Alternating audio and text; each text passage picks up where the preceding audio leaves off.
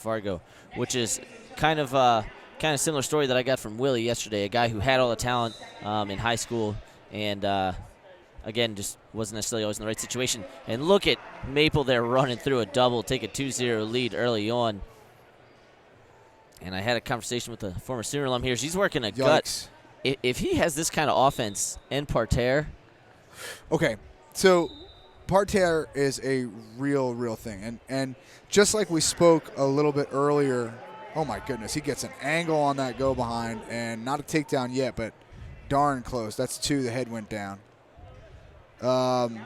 Just like we talked about the young bucks in Greco kind of setting the trends in the sport, a lot of the young bucks in freestyle, the Dayton Fixes of the world, the Zahid Valencias of the world, the Mark Halls of the world, are also setting the trend that parterre wrestling is a real thing. You must, if you would like to be part of this team in 2017, you had better focus on your parterre game. Absolutely. And Maple with this 4-0 lead here. Just a minute. I'm kind of curious. I don't want to get into any analysis here because I feel like we're going to miss all of the action here. Is Maple going hard right leg lead now? Watch that. His angle on that go behind is absolutely gorgeous. And I think he got his first 2 big moves out of him. He knows that Wright is going to start being able to time him now. Right. And now he's kind of picking his spots here. Probably wants Wright to force his hand so he can see what kind of offense that he's going to have to defend. Now, Wright, out of Indiana, the clubs that he has are kind of listed as Indiana clubs. And Kendric Maple's over at Purdue now, yep. Boilermaker RTC, along with, obviously he's got Titan Mercury singled on. So both of our 61-kilo finalists here are from Indiana. And, of course, our world champ sitting in the World Team Trials finals is from Ohio. So a lot of Midwest flair here at 61 kilos. Wright really hasn't fired off any meaningful leg attacks yet. Let's see if he's kind of just trying to get a beat on Maple's hands or if he's kind of saving it for the second period. And I got a feeling we're going to see another blast double out of him. You see him continue with that righty pump fake. One thing we haven't seen yet that we know is in his arsenal is a very clean ankle pick. Being so big at that weight tends to allow to help you to scoop up that ankle. And there, he's almost took it right there. Yeah, almost he was finished listening it. To you. He listens to the broadcast all the time. Yep, he's good in that way. Treats us very well. And I think we've got contrasting freaks here. We got blue and white freaks on Wright and red and black freaks on Maple here. Maple, one last shot here in the last 10 seconds. Fought off well by Wright, and good counter there by Wright. He turned him right at the right time, perfectly timed.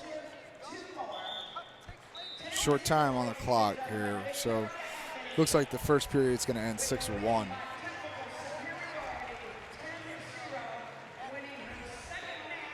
So Indiana Matt's getting to me about Brandon right here. As you see, we head to the break, and now that he's saying this, I'm actually starting to remember this. Okay, so check out this bracket, Michael. Okay. Brandon Wright, who you see here in the finals. Okay. He beat Alex Dieringer in the finals. Oh, really? Delgado third, Jason Surtz's fourth, and Port fifth in that bracket. That is a solid weight class. Yes. I believe he's referring to his Fargo final there. Right. Whew. It's fun to go back and look at old Fargo brackets. 6-1 here, getting started in the second period. Now, remember, we are into our U.S. Open finals here for the men's freestyle, so these are just one match. This is just to determine who, for this one, it's to determine who's the top seed, the challenge tournament, as Wright working on a go-behind. Wow. He just laid out completely, jumped after that ankle. That is great commitment by the young man, Wright, from Indiana. And fighting it off well here, 30 seconds in. And that's what I wanted to see from Maple. I knew that he had the offense to contend it this way. I knew he had the size. I wasn't sure because, again, we haven't seen him since November of 2015 if he had the defensive capability, because you're going to have to defend a lot of shots if you want to beat Logan Stieber. No kidding. He is a volume shooter. We shall see if he can take that task on. And the other thing is, with Maple, Stieber would obviously be a massive favorite in that. And, I would fully expect it to go 2 matches in favor of Stieber. But I wouldn't be terribly surprised if Maple were maybe able to get one, especially if they were to get in a crazy scramble where he could expose Stieber a couple times, kind of a la the Stieber-Romanov match, which Stieber ultimately came out on top. But oh, my goodness. There's like 30 points scored. So getting down to the second half of this, as Maple, he had the ankle locked on that, the left ankle, but good rubber knee out there by Wright. And we just had Kyle Brackey come down and join us to our right. So we've got almost the entire Flow crew here at this commentary table now. We sure do. Having some fun. A caution in 2. How about that?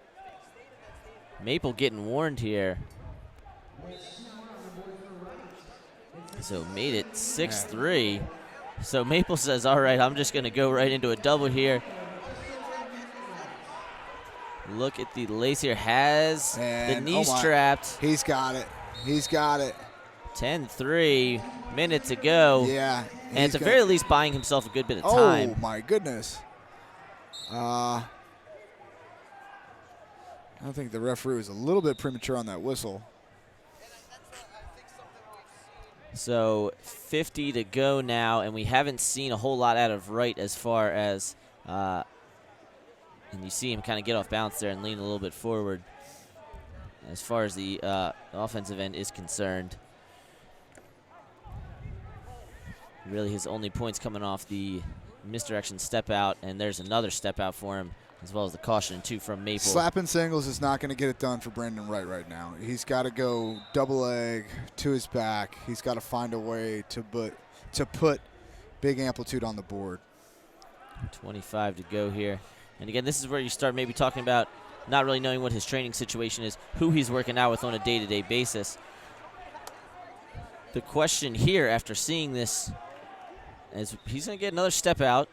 Again, not that you won't take it, but man, oh man, you need to start thinking bigger. What I want to know is if you're Indiana or if you're Ohio State or one of these Midwest schools kind of close by, 10-7 now, do you maybe say, hey, Brandon, come train at our RTC? No kidding. Yes, of course.